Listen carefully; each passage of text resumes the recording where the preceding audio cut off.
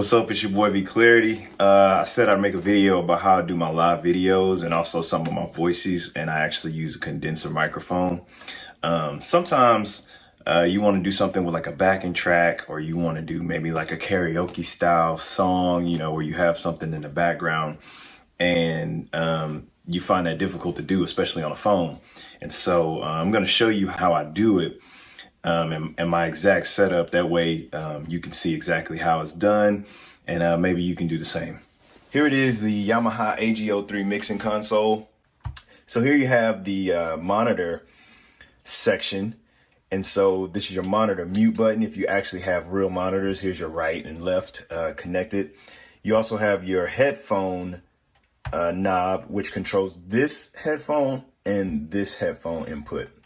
This controls the auxiliary. So I was telling you earlier, the auxiliary is how I get my sound in from a different device.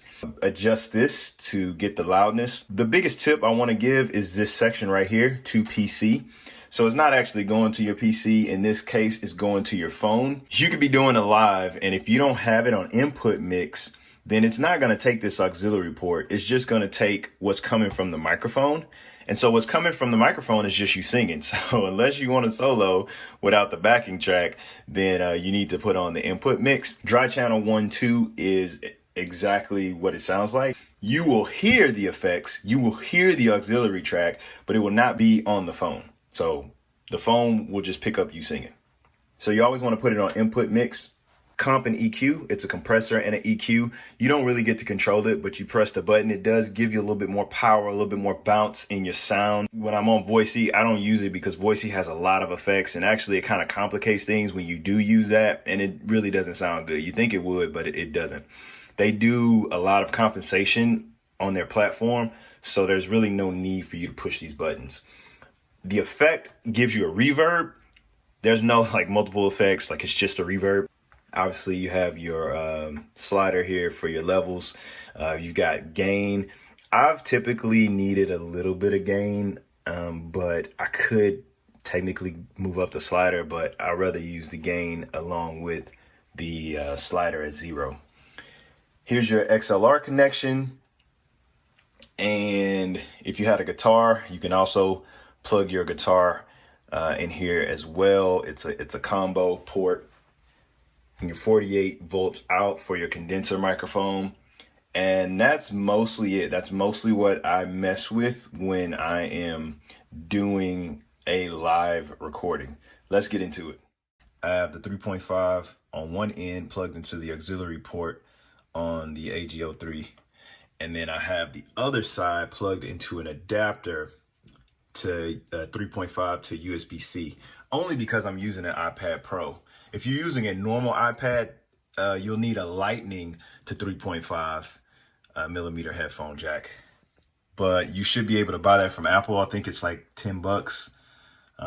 Knowing Apple, it might be 19. But that's the adapter you would need in order to get that sound to come out and come into the auxiliary. Coming out of the Yamaha is this normal USB-A. The key to all of this is the Yamaha needs a little bit more power. And so if you just plug it into the iPhone just by itself, it's gonna have power problems. Like it's gonna keep blinking and you won't be able to use it.